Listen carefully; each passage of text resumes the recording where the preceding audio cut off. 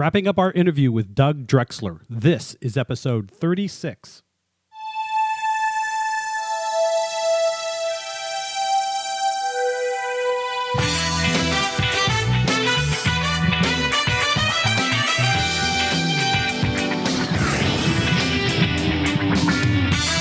You're listening to 70s Trek with Bob Turner and Kelly Casto, the fan podcast that looks at Star Trek in the 1970s. It was the decade that built a franchise. Welcome to 70s Trek. On this episode, we present the last part of our interview with Star Trek legend Doug Drexler. I'm Bob Turner, and Kelly Casto is out again this week. You know, we spoke with Doug back on March 13th and again on the 15th. I had originally reached out to him because I saw his name in a book from the 70s. It was the Starfleet Medical Reference Manual, and that book was published in 1977.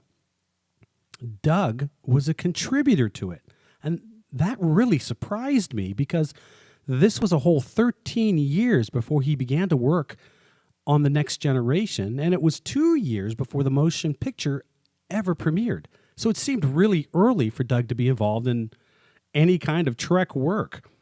So as we exchanged messages, Doug let me know about his fandom in the 70s. He attended the first Star Trek convention in 1972. He worked at the Federation Trading Post store in the 1970s. And I realized Doug Drexler was a super fan before he ever worked on a Star Trek production. So we just had to have Doug on our show. And he was so gracious and took a lot of time to talk with Kelly and I. And we're going to play part 3 of that interview in just a moment. But before we do, let me remind everyone how they can reach us. Go to our Facebook page. It's facebook.com/70s Trek. And while you're there, you can leave us a comment or a question. And you can also send us an email to 70strek@gmail.com. And finally, you can find the show on iTunes. Just search for 70s Trek in the podcast section. If you like the show, please leave us a rating or a review. When you do that, that helps others find the show.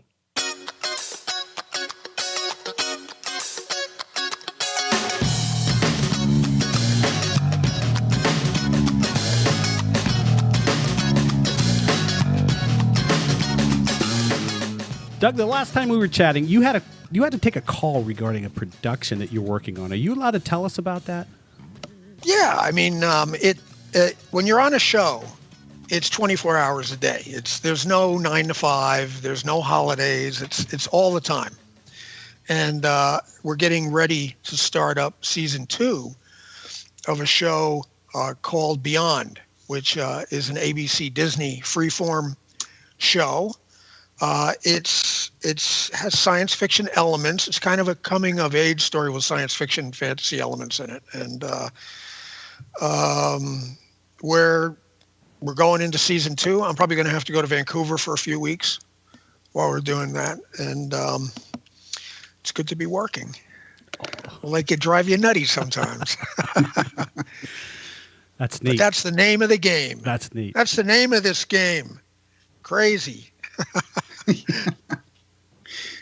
So, hey, we'll move on a little bit here want to talk about the Star Trek Trading Post that you work there, right? Federation Trading Post. Yes, Federation Trading Post. Yeah. Can you tell us a little bit about, how it got started, how you got involved, and just go from there? It was the dim, dark days of fandom. There was no Star Trek in production. The show was just starting to pick up steam in syndication. That local stations were realizing that people were watching this every day. The ratings, it took everyone by surprise. But, looking back now and having read Mark Cushman's books that have references to early Nielsen ratings that were not divulged to the public back then, that Star Trek really did well in the ratings in those days. But a lot of it was political reasons why the show got canceled. The original show got canceled. So anyway, there were some Star Trek toys. They were usually pretty bad. I think the only good stuff really that was available, although I have to say that there were Mego figures that we used to laugh at, but now they're huge collector's items. They if are you go big. look at the, AMT kits were the best thing out there. Yeah, you couldn't find any. Now you could get incredible, affordable replicas of phasers from almost all the shows. Yeah. And they're right on the money. And that's what Star Trek fans love that. They love it to be right because they make the effort to know what everything looks like. And I understand that because I'm a geeky Star Trek science fiction fan. But anyway, I was living in Manhattan, downtown, like on 10th Street. And believe it or not, I was actually working for a security company, an alarm company. They would answer silent alarms in buildings in Manhattan. Oh, wow. You were armed and everything. Is this why you were going to college? Is this why you were in college or just out of college? Well, college. I went to the School of Visual Arts for 1 year. Okay. And I went to the Art Students League for about a year. Oh, okay. And that's all the education. Okay. As far as art school goes. But anyway, I was working for Holmes Protection. And so I knew that Star Trek was on at like midnight or something. And I used to get off at like 11:30. I would race home to see.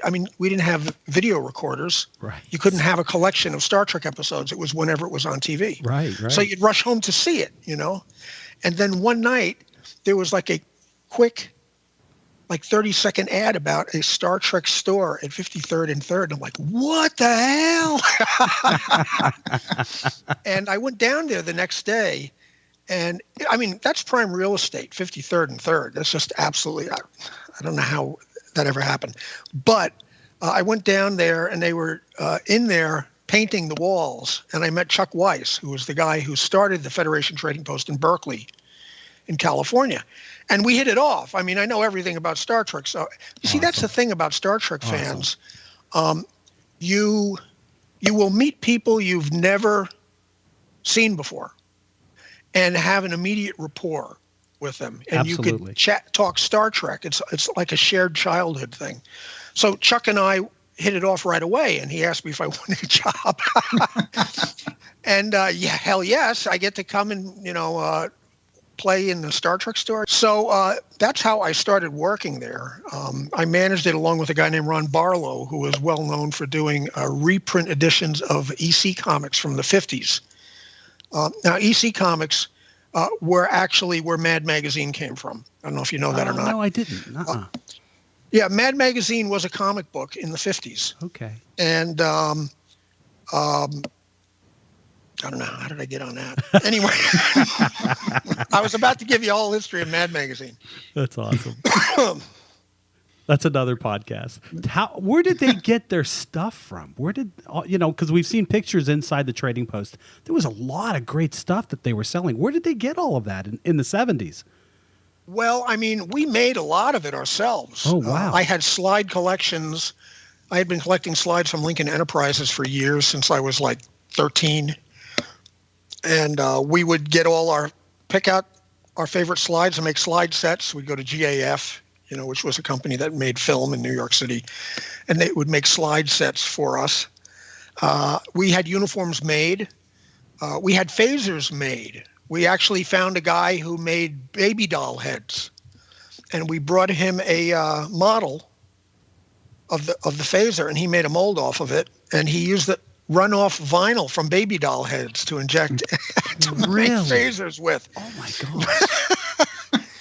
But it was so much fun. We had a blast, and Nimoy stopped in. Nichelle Nichols came in. Gene Roddenberry came in one night.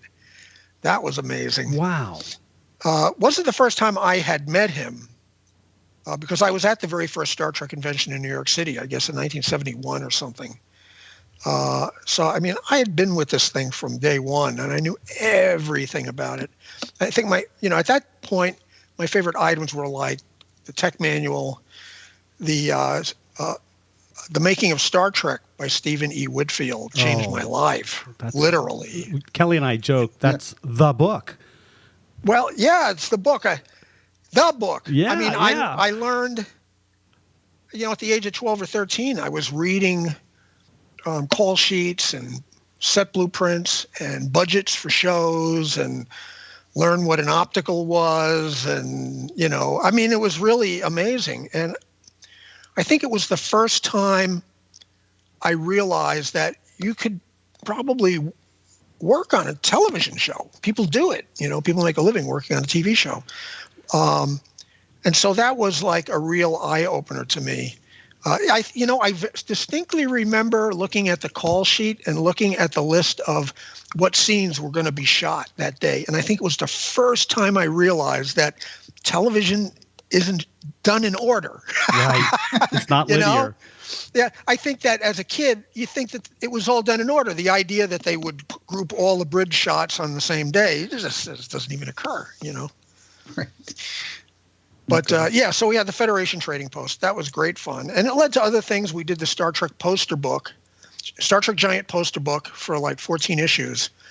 And it was probably one of the very first magazines, definitely the first magazine on Star Trek, I'm pretty sure.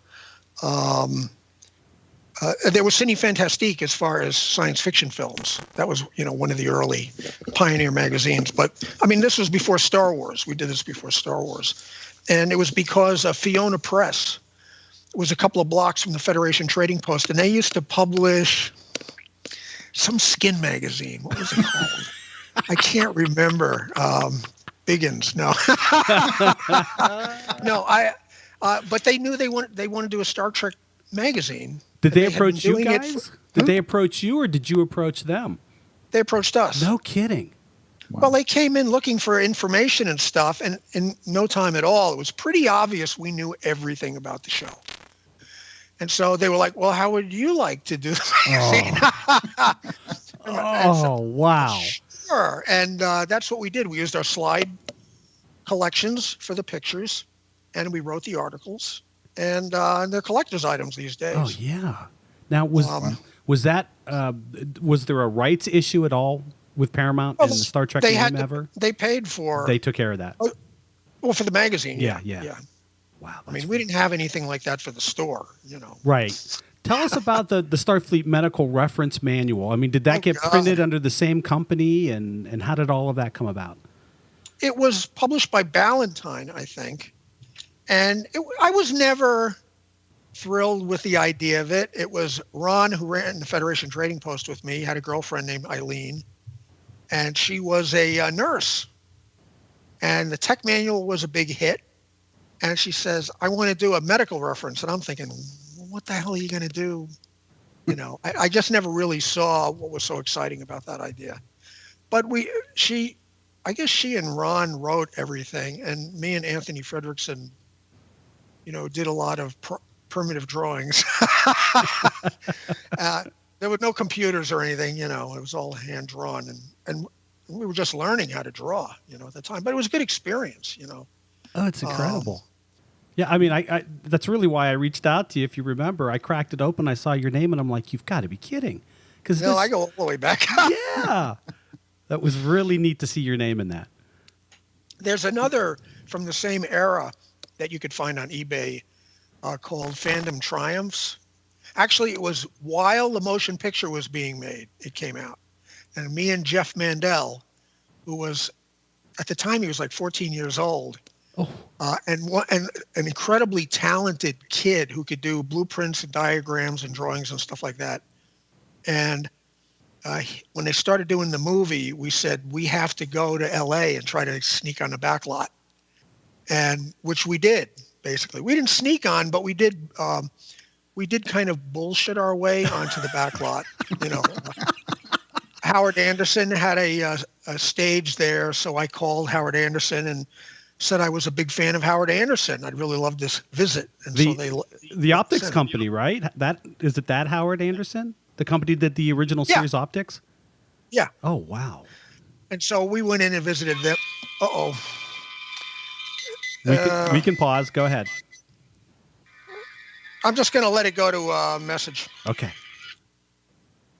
So yeah, okay, where were we? Sneaking onto the lot. Oh, yeah. We also got a invitation into the Star Trek art department from Lee Cole, who was a graphic artist on the show. And Jeff and I, after we were at Howard Anderson's, we went over to the art department and met Lee. Oh, man. I remember I brought a little portfolio with me. We were in the motion picture art department. And Rick Sternbach wasn't there. He had just been laid off, I think. He was done. And but Lee wrote me a handwritten recommendation, and I still have it. And years later, when we were working on, I don't know if it was Enterprise, where she was there doing set design, and I brought in the handwritten. This person's determined. If you need to take it, go ahead. It's coming from Aurora, Illinois. It's nobody from work, and that's all I care about. They'll leave a message if it's important. We'll wait till it's done then. Like the ringtone. Right. Yes, Uncle Martin. It is it. Yeah, that's awesome. Well, I mean, I know you can't see my face, but my mouth is just hanging open. I cannot believe the connections you were able to make when you ran out there to get on the lot. Oh yeah, it was, I've been really lucky. We had a great time. We were in the art department. We didn't get on the stages. And while we were standing there talking, this guy comes in that I recognized. It was Mike Miner. You know who Mike Miner is? Yeah.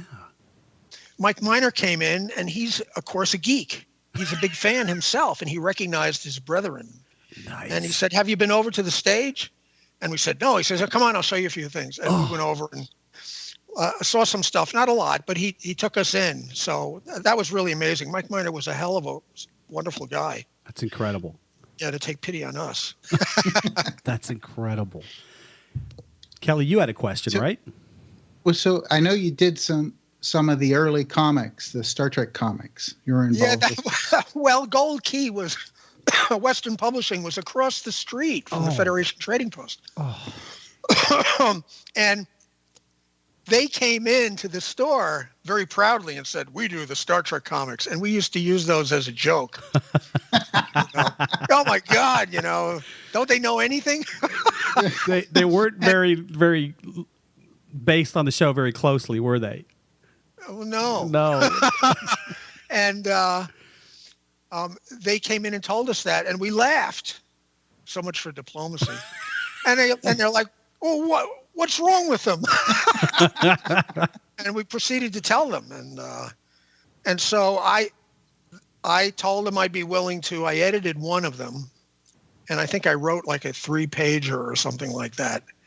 And I mean, it didn't last because they thought I was crazy.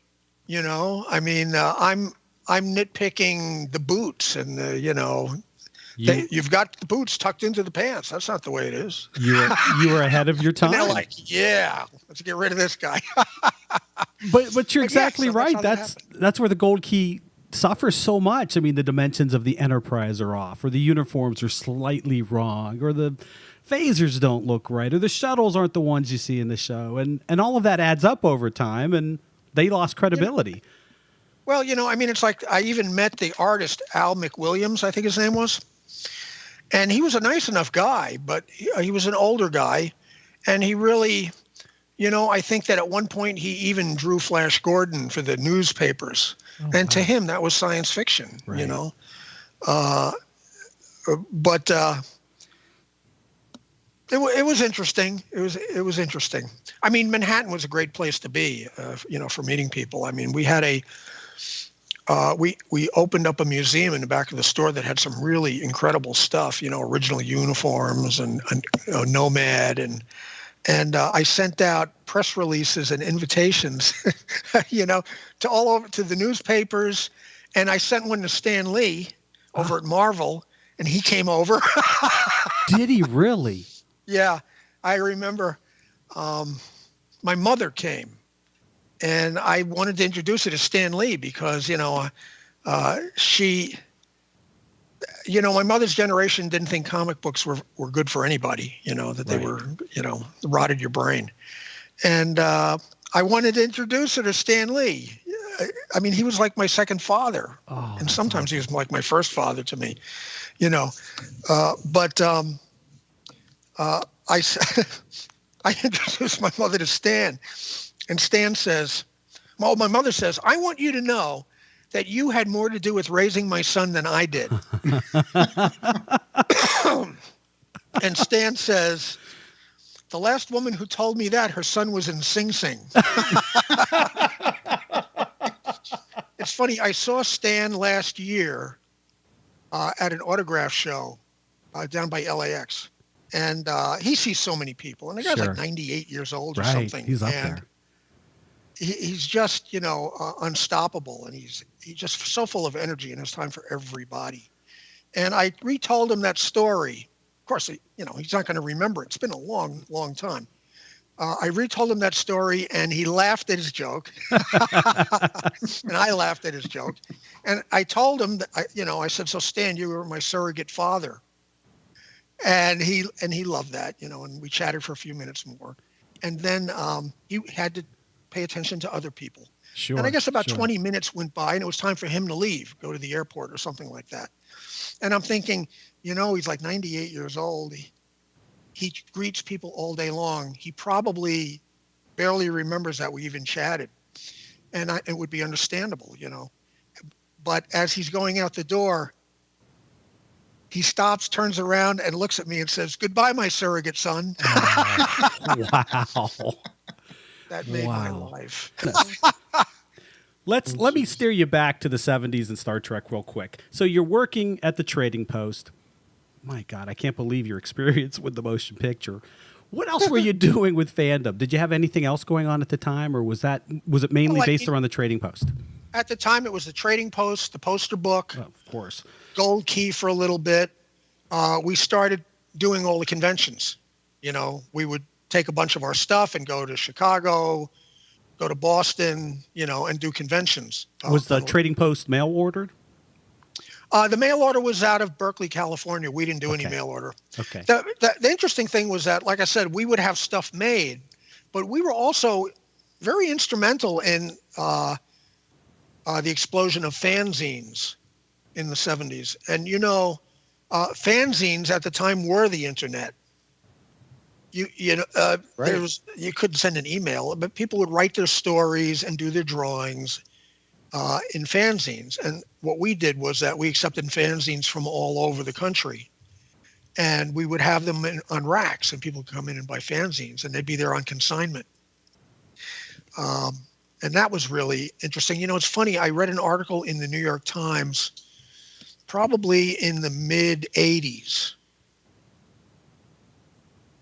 late 80s, saying that there was an influx of female writers in fantasy and science fiction, and that they traced it back to the 70s Star Trek phenomenon.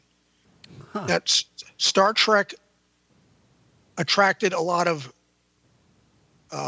gals. Wow. And they wrote a lot of fan fiction. I knew a lot of them. I did illustrations for, some of them.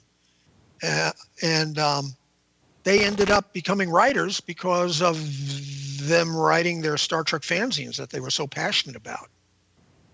That's cool. That's cool.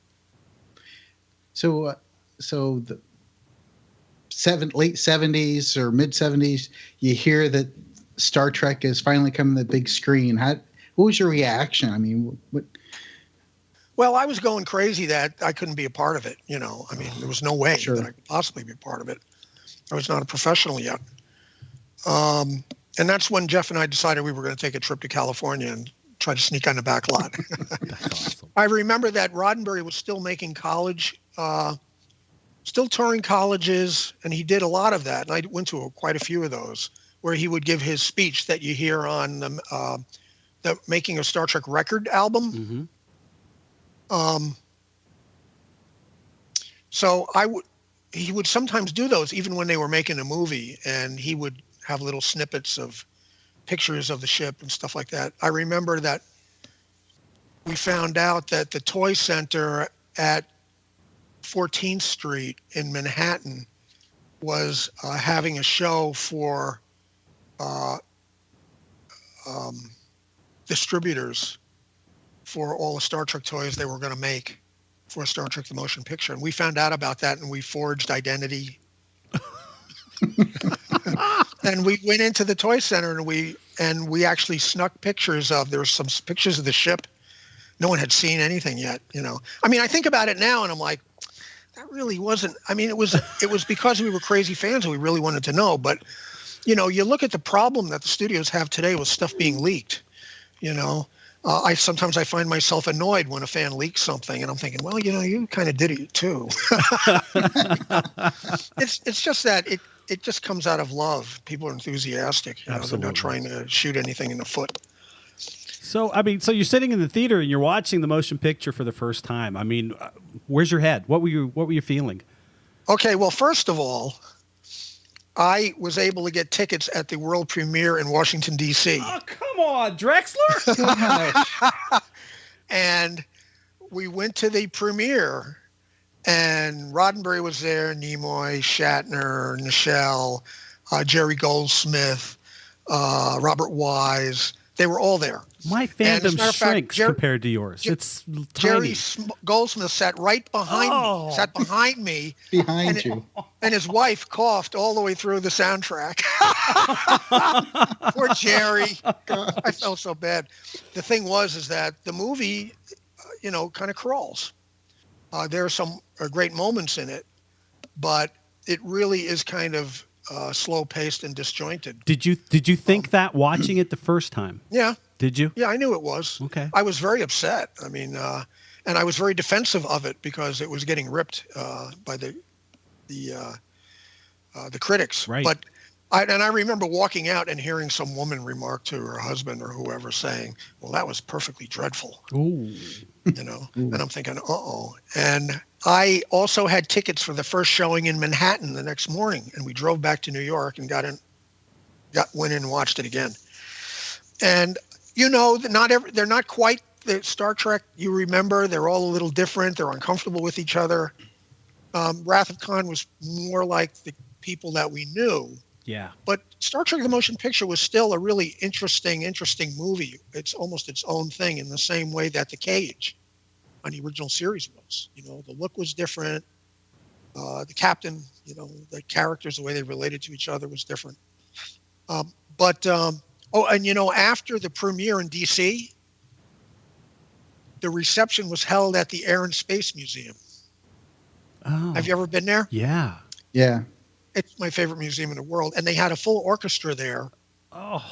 And they were playing the music from the movie. And I could see over in the corner, Harold Michelson and Gene Roddenberry are sweating profusely. I mean, nervous about the movie?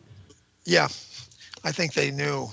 I remember the critics just were saving up smarty pants comments to say about it. And it was an upstart thing when you think about it. I mean, it was a TV show that became one of the most expensive movies ever made. It even surpassed Cleopatra with Elizabeth Taylor, which at the time was like the most expensive movie ever made. That movie almost ruined Fox, right? Cleopatra. Yeah. It was just on the other day. We watched part of it. I mean, it's no Ben-Hur. I'll tell you that. Right. No. Ben-Hur. Oh my God, what an incredible movie that is. I mean, if you haven't seen it in a while, watch it. It is an incredible movie. Especially for the time when it's made. For the day, well, you know, I mean, you look at those effects and it's pretty incredible. They're seamless. Oh yeah, they're wonderful. I mean, they had directors with vision, you know. I mean, it's like the Ten Commandments, you know, the effects in there are old. I love that movie. Still today we look at those and they're just wonderful. But, boy, I mean, there's times in Ben-Hur where, especially as I get older, that I really get choked up watching it. You know, as a kid, you don't get the subtlety of emotions, you know. No, I think I agree with you. I think that movie's got, it takes you on such a emotional journey from the beginning to the end. I agree with you. I think it's a great movie. Wonderful film. You know, dirt, beards, and sandals were real big back then. They there were lots of religious-oriented movies. They were. You know, Jeffrey Hunter was Jesus Christ in, you know, King of Kings. Yes. What a handsome Jesus. I mean, he had these like piercing blue eyes, as if Jesus would have piercing blue eyes. Right. Kelly, did you have a question? Okay. Well, when did you say, I want to work for Star Trek? What was that defining moment? Well, I mean, as soon as I knew they were making a movie, I realized that, well, maybe this isn't impossible anymore, you know? Of course, and the movie really had a huge opening. I don't think that I seriously thought there was any possibility until I read that Gene was going to do Next Generation. Mm. Okay. And at that time, I was in the business. And I remember my partner, John Caglione, we had a makeup lab in Brooklyn. And I'm saying, I'm reading in Starlog, you know, I think David Gerald had a report from every month with pictures of sets being built. Oh, wow. I remember saying to John, I can't believe it. I mean, I really should be on Star Trek. And, you know, and John says to me, well, Doug, why don't you call Bob Justman? Talk to him. And I was like, I can't talk to... Wait a minute, why can't I talk to Bob Justman? And John's like, that's right, you're a professional. You work in a business. And I jumped right on the phone and I called Paramount Pictures. And I got the switchboard. I said, yes, I'd like to be connected to the Star Trek production office. And they said, one moment. And I was like, oh my God, they're putting me through. It was that easy. Yeah, and then when I got the production office, I said I wanted to speak to Robert H. Justman. And they put me on with him. Oh my God. Oh my gosh. Now I had Bob Justman on the phone. And Bob was just one of the sweetest guys you'd ever want to know. And we carried on a friendship via letters. Nice. I would call him once in a while, and he invited me out. I went out before there were any sets built. They just had the writers' offices, and Bob took me under his wing, and I hung out with him all day, and introduced me to Eddie Milkis, who was on the original series, who I got to know better later, you know, because we were working on a show, and he'd come by. Bob was on the first 2 seasons of Next Generation, and I remember once they had started shooting. No, they hadn't started shooting yet. They were about to start shooting. And I still have it. I wrote this letter to Bob that said, is there any way I could visit the set that would be like this kid's dream come true, you know? And Bob wrote back and said, we want to make your dream come true. Oh, nice. We want to make your dream come true. He says, however, I can't say when you could visit. He says, because that's up to you. You just tell us when you want to come out, and we'll be waiting with open arms. That's the kind of guy. Wow. You know? Wow. And so I went out, and this time, you know, there were sets. And Bob took me around with him for a while. I even went with a meeting to look at some footage at ILM. No one had seen the Enterprise yet. As a matter of fact, he took me to his office. He took out this little box, and he said, I'm only showing you this because you're a professional. He says, you are a professional, right? I said, yes, I think I am. And he opened the box, and it was a model of the Enterprise D about 5 inches long. Oh, wow. Carved out of wood by Greg Jean. I didn't know this at the time. And that the windows were all hand drawn on with pencil. And it was really, wow. I was amazed. And I remember he let me hold it, and I'm looking at it. And I could remember him proudly saying, there's not a straight line on it. In producer speak, that means expensive. Right. Yes. Right. You know, I mean, if you look at the original series Enterprise, was all very simple lines that were easy to manufacture. You know, the saucer, all you need is a template, and you turn that thing to get a plaster, cast, a plaster, where you're pulling the plaster through the template to get that shape, and then you go in and you sand it. And I mean, just the fact that the Enterprise D didn't have a round saucer made it more difficult to build. Oh, wow. The sets were basically the same way. They did have the advantage of starting with sets that were built for Star Trek: The Motion Picture and were used throughout the movie series. So every ship up until Voyager was laid out on that footprint of the motion picture sets. Voyager was laid out a little bit different. everything was in the same place. Everything was in the same spot. Oh, Engineering, warp core, same spot. Wow. Bridge, same spot. Because it was cheaper to do that. You already had all the green beds, they called them, overhead, set up to accept lighting equipment based on this floor plan. Right. So it made sense to keep building on top of it. And eventually those sets became the longest standing in-use sets in Hollywood. Wow. Now, Enterprise was, they changed it around completely because they thought it was time, as far as the layout of they started from scratch. So how did you get hired? We were doing makeup out in Brooklyn. And I remember one day reading in Variety that Warren Beatty was going to do Dick Tracy. And I remember looking at my partner and saying, they're going to do Dick Tracy. And I remember him saying, whoever gets that is going to get the statue. And so anyway, we were on it turned out that John Landau, who was a unit production manager or producer on a number of pictures that we had done, was on Dick Tracy. And the costume designer, Milena Canonero, who did all the costuming on Cotton Club, among other things, that she knew us, they both recommended us to Warren Beatty. And we were out in LA on a picture, and John called and said, can you meet with Warren Beatty? And we were like, hell yes. And I remember going up to his house on Mulholland Drive. Boy, that was an adventure. It was really it was exactly like The Incredibles. Remember when Mr. Incredible goes up to see E to get his uniform repaired? Yes. Exactly like that. Exactly. So, and I remember going, I won't go into the whole story, but I remember going into the house and Warren's assistant says, go down into the theater and have a seat. And it's like a home movie theater with seats, like a theater. And he kept us waiting about 40 minutes. And then all of a sudden I hear boom, boom, boom, boom, boom. And it's him. He's in a towel soaking wet, like he just came out of the shower. John and I are like, what the hell? And he sits down and says, okay, so what can we do? And I remember going, well, what do you mean? What can we do? And he says, the script. What can we do to make the script better? And I'd never been asked that by a director, producer before. They usually don't care. But anyway, we had a chat, me and John and Warren Beatty, and we left. And about 3 days later, we got a call from John Landau who said, you got the job. Wow. And he had seen everybody. I mean, he saw Rick Baker, he saw Rob Bottin, and he liked us. So now we were doing Dick Tracy, and that was our reason to move to Los Angeles. Wow. And so we moved out to Los Angeles, and I knew Star Trek right across the valley. Wow. They're shooting Star Trek.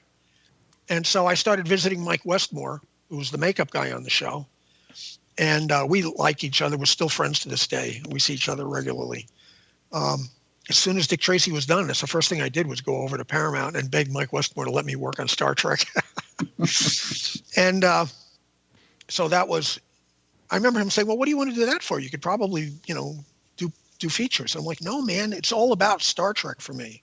This is where I have to be. So I worked on Star Trek for about 3 years in the makeup department. And, the beauty of a show like Star Trek then was that you had a crew that had been together for a long time. I mean, ultimately they were together like 18 years. And once it became a big family. And if I was in the makeup department, I'd eventually meet Mike Okuda and Rick Sternbach and people like that in the art department. And then when I heard they were going to do DS9, I said, Mike, what's the possibility of getting into the art department? I'd really love that. I remember we were standing on the corridor of the Enterprise D, and I said that to him, and he grabbed me by the arm, dragged me down the hall, pulled open the doors to the holodeck. The shuttlecraft was in the hangar bay with the back door down. We went into the shuttle, and both of us sat in the pilot and co-pilot seat, and out the window was a hangar bay. Oh, my God. I mean, it's like worlds within worlds. And Mike just didn't want to talk about this because he knew we were both fans. And that, there are people who are a little trepidatious about fans on the show because we had fans break into the stages. Sure. We had fans steal uniforms. There's some fans that, they get out of control. And so Are we these really fans that had been hired, or just fans No. that broke in? Just fans I that broke gotcha. in. Okay.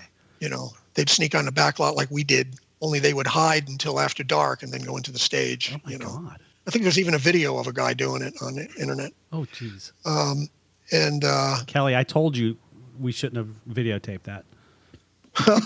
it wasn't you because I've seen it. But you'd wish it was you. No, I mean, I lived on the Enterprise. I literally lived on the Enterprise. Being a makeup artist, you're on the ship all day long till 2 a.m. in the morning, and I slept on the Enterprise. I ate on the Enterprise. I was like a crewman. Wow. And interacted with all the actors because I was a makeup artist. I knew Patrick and Michael Dorn, and they were hilarious. They were the funniest. Brent Spiner, I mean, really, really funny. It didn't matter how late it got. Actually, the later you went, the funnier it got. They were at a certain point by the third season, they knew each other so well, and they had gotten Patrick to break out of his shell and be silly with him. They would never do a rehearsal straight. Every rehearsal was a joke. They'd make up funny names for each other and say goofy shit. But as soon as they called action, and especially at 2 a.m, I mean, when you're exhausted, and LeVar Burton has tons of technobabble that he has to memorize, and he hits it perfect. Everything I've ever read said that cast was very tight. Got along really well. Oh, God, yeah. Oh, yeah. That's great. Hugely. And that comes across on the screen, I think. Yeah, but I mean, I've seen shows where they convinced you that they had a great time, but they really didn't. Yeah. Even if you're good enough actor and you have enough energy in the script, it looks like they're having the time of their lives, and really they can't stand being with each other. I've seen it plenty of times. Did you ever have a chance to meet Gene Roddenberry before he passed? Oh yeah. Did you? Well, I used to see Gene all the time at the conventions, and that in the early conventions there would be a floor where it was all people from the show, and I, at the end of the day, after they closed the dealer's room, I would go up there and hang out with Gene Roddenberry and Jessica von Puttkamer and Isaac Asimov and Harlan Ellison. And, I mean, it was incredible. It was really amazing. And that was my first introduction to gods, and you find out they're people. Of course, I always knew they were, but. Did you have a chance to meet him on the show when you worked? Yeah. Yeah. I think the first time it was Yesterday's Enterprise, and it was a scene on the Enterprise B bridge after they came through the rift, and there's smoke and fire, and some people have blood on them, and I'm watching the set, and I'm putting makeup and blood on people, and I sense somebody, and I turn around, and Gene Roddenberry's sitting in a tall director's chair watching me, and so I'm like, holy shit. I'm working on Star Trek, and Gene Roddenberry's watching me work. A few weeks later, I was by the craft service table, and the second AD came over and said, "Are you Doug Drexler?" There's a certain point where everyone knew who I was, but in the early days, people still learning. And I said, "Yeah." They said, "Mr. Roddenberry would like to speak to you." And I'm like, "Am I fired?" What does he want to talk to me for? And I followed her onto the Enterprise D bridge, and he was sitting on the back of the D bridge in a tall director's chair. And he just wanted to tell me what a great job he thought we did on Dick Tracy. Oh, wow. Yeah. Wasn't that nice? Pretty amazing. Yeah, I was pretty amazed. Now, I didn't, guys like Michael Kuda had much more one-on-one dealings with him because they were there from day one on Next Generation. I didn't get to TNG till the beginning of the third season. Wow. Kelly, do you have anything else that you want to ask? Well, there's tons of stuff. I know, but I don't want to keep Doug all night. I know. I'm just thinking, looking back at the Federation Trading Post and the museum, and just wondering what happened to all that stuff. Well, the Nomad is in my garage. It's like 40 years old. Oh, wow. That's funny. The guy who built it, he died, And his son, when he cleaned out the house, got it and knew that it was originally built for me. And he kept it all these years. And when he moved to California, out by Vasquez Rocks, he lives right by Vasquez Rocks. Nice. He called me up and said, "I got it. You should come and get it." After all that time. And so it's in my garage right now. That's awesome. That is. That's awesome. Hey, Doug, thanks for your time. I can't tell you how much this meant. You take the time to talk with us. We well, really we could talk again sometime if you want. If you think you'd do another show. That'd be great. Kelly and I just want to thank Doug one more time. We really appreciate him talking with us. Next week, we look at another sci-fi franchise from the 70s. Join us as we discuss Space, 1999. Thanks for listening to 70s Trek, an independent fan production. Join us next week as we explore more about the production, the actors, the producers, and the influencers of Star Trek in the lost decade of the 1970s on 70s Trek.